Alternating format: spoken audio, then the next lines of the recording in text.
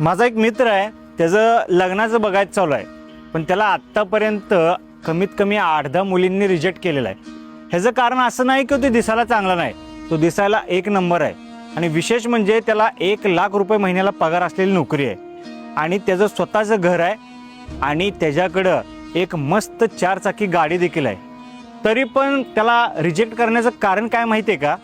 जेव्हा तो मुली बघायला जातो ना, तेव्हा तो मुलीच्या वडिलाला सांगतो की लग्नाच्या अगोदर मी एक ॲग्रीमेंट करणार आणि त्या ॲग्रीमेंटमध्ये असं असेल की उद्या लग्न झाल्यानंतर तुमच्या मुलीला माझ्या घरातले आई वडील असतील, बहीण असेल, हे जर आवडले नाहीत, त्यांचं जमलं नाही, तर तिनं मला घर सोडायला लावायचं नाही, वेगळं राहायला सांगायचं नाही आणि मी राहणार नाही.